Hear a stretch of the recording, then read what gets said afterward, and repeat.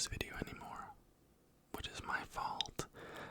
But if some of you guys are still there, some of you know that I had a baby back in July of 2022. So my son is now 2 years old. It's not been easy. He's healthy and everything is good, but it's definitely not easy. I've been studying on top of it, and he is also not going to kindergarten. He's staying with me, so I have him all day, and then I study during the evening. But now I am done with that stuff, so I have a lot more time now.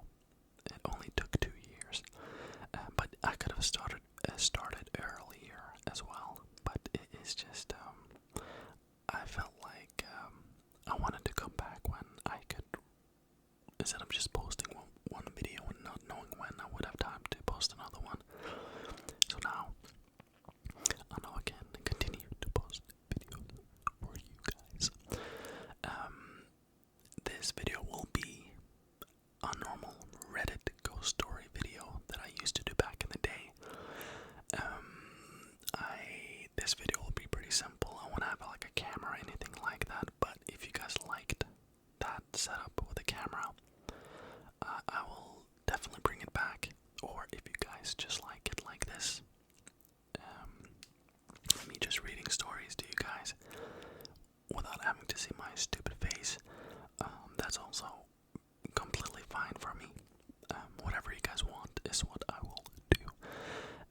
So yeah, this one is a little bit off the cuff, I guess you could say. I don't have any stories ready.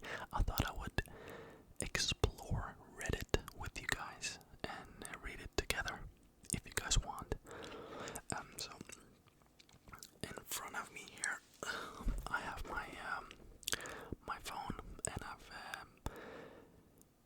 I found one subreddit on Reddit, obviously, that I used to go for my ghost stories on these videos, and I've set it to the top stories this week. So I'm just gonna go to the top one here and get it started. Again, if any one of you guys that used to watch my videos are still here, thank you. Thank you so much. That means so much to me that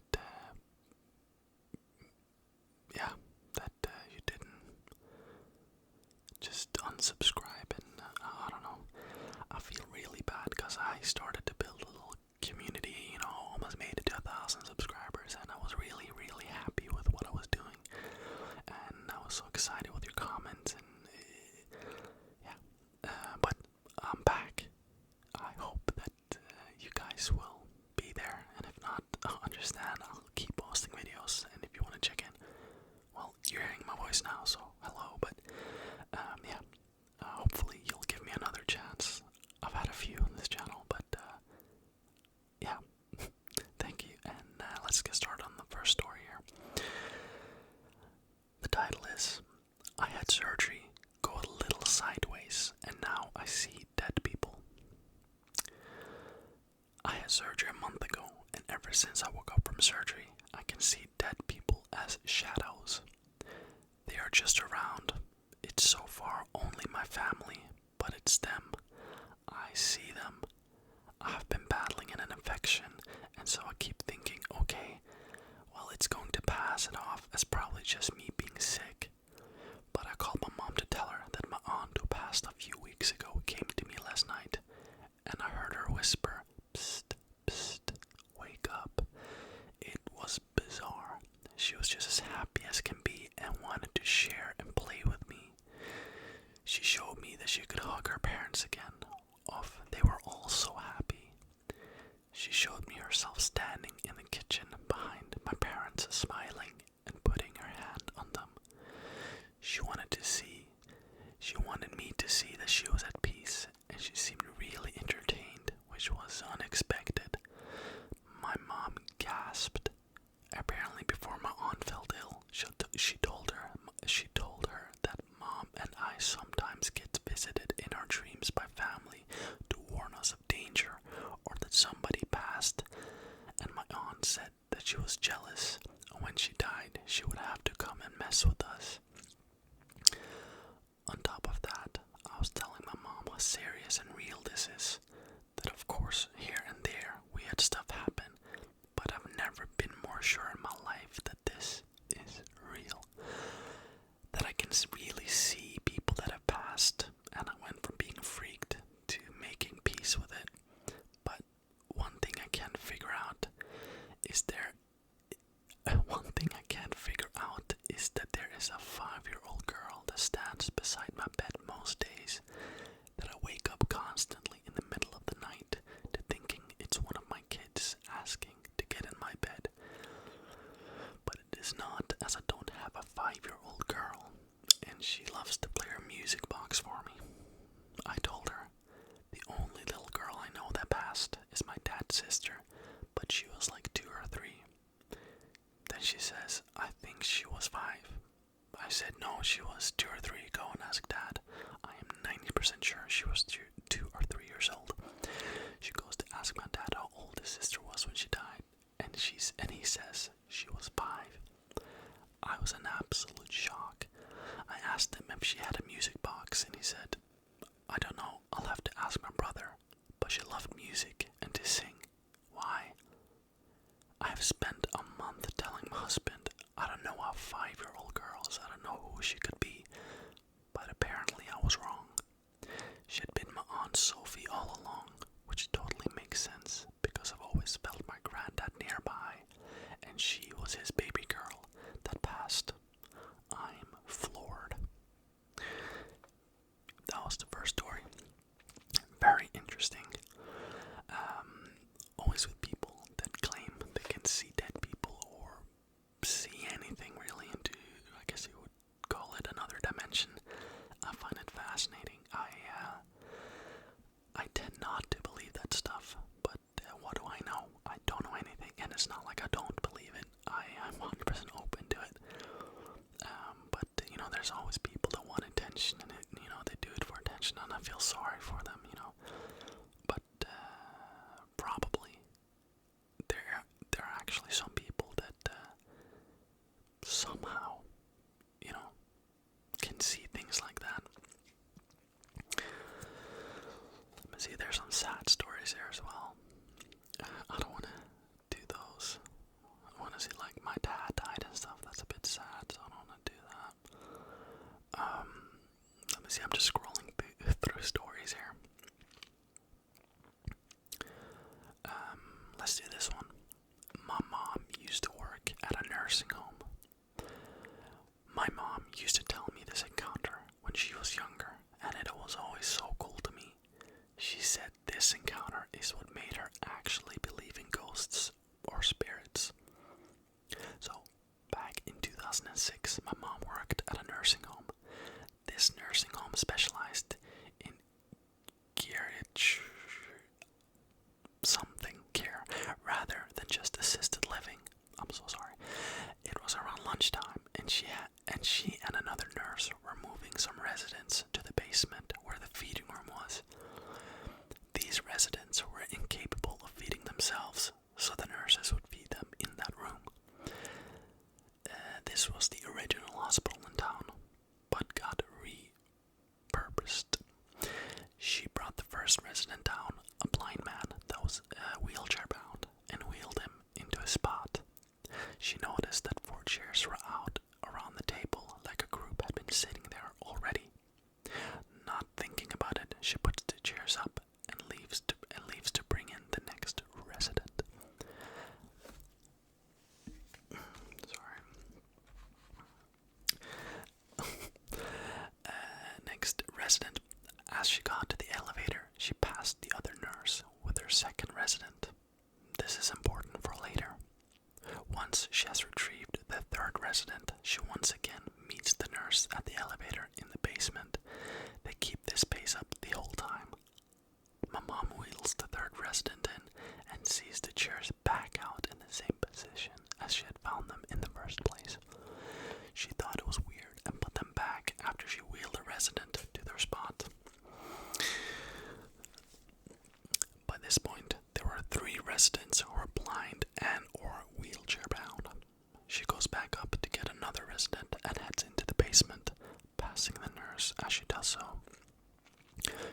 walks in and the chairs are back out. She wheels a resident into her spot and puts the chairs back once again. She stands there perplexed for a little longer this time, and so the pace her and the nurse had was broken, and the nurse walked in with another resident. She must have seen the perplexed look on my mom's face and where she was looking. She asks if the chairs were back out around the table. As it turns out, the other nurse had also been putting the chairs up from around the table. Somehow, in a room of disabled people who can't even lift a spoon of their own, 4 chairs have been pulled up the stack and into the same positions at the same table. My mom later found out that there was a ghost allegedly in that basement named Hank that the other staff just are more chill about. He doesn't seem harmful, but his place is in the basement feeding room. Interestingly enough, the room was a repurposed morgue or office combo, I believe. The conjoining room still had the autopsy table, but the room had been turned into a storage room by that point. Interesting story. I like stories where you have more than one person being able to corroborate what's happening, you know. Like even I have some stories that I've talked about on this channel before, and one was with my grandpa and my grandma, which is kind of crazy. That's crazy. Like, since I've told that story, my grandma now is in a nursing home, you know, but my grandpa still lives back home. So it's like massive changes since the last time I spoke to you guys. It's if any of you guys have grandparents and they're still living at home and everything's wonderful, you know, take care of them. These are great people, and yeah, it's sad when that stuff happens.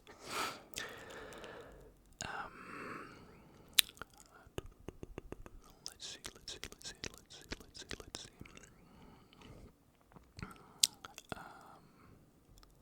I'll do this one. Army ghost story. Little thing before I start telling the story. I saw a documentary. I can't remember what it was. It might have been on Netflix, but there's so many people in the army or in the military, for that sake, that go into these, you know, completely abandoned places, if it's in Afghanistan especially, you know. They see things that are so terrifying, and they can't talk about it until after deployment, like when they're done. And it's a lot of people. You wouldn't believe it. There's so many people. I believe it. I genuinely do believe it, that there's some things out in this world, especially in conflict zones, you know, that are a bit evil. Maybe they like it, you know. That's a little theory of mine there before we start. Okay. Army ghost story. One of 2 personal ghost stories I have. I was in the army once upon a time over a decade ago. I was stationed in Hawaii the vast majority of the time, aside from a year of long deployment to Iraq. In Hawaii, every once in a blue moon, you just had to put a battalion staff duty. This duty consists of sitting at a desk at the battalion's HQ for 24 hours with one other person. Essentially, you're just there to answer the phone in the middle of the night in case of Red Cross messages, or if the local PD calls when a member of the unit gets arrested. You also raise the flag in the morning and salute all the important and unimportant officers when they come in. This battalion HQ is a 2-story building. There's an elevator, but we were not allowed to use it. We were told to use the stairs and the elevator that was only there for ADA compliance. Right by the elevator is a memorial for all the Danish guys from the unit that were killed in action in Iraq over the years. Now, every time I had staff duty and other people experienced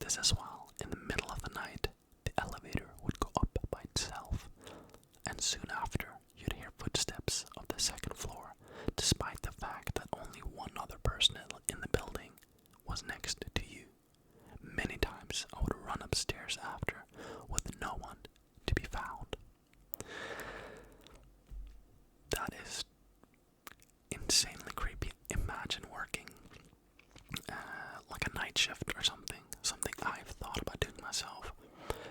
For the moment, imagine working a night shift, let's say a hospital or a building or a mall. You know, these are common places. They need these night shifts, night shift people, security, to work at. And imagine knowing you're alone or with just one other person, and you see like someone on a security camera that you know no one is there, and then that would just fucking terrify me.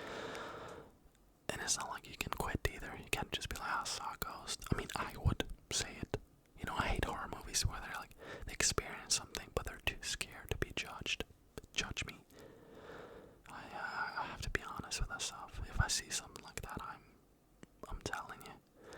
Simple as that. Okay, I'll do one more here. And instead of doing the top this month, I'll do the top of this year. Okay. Let's see.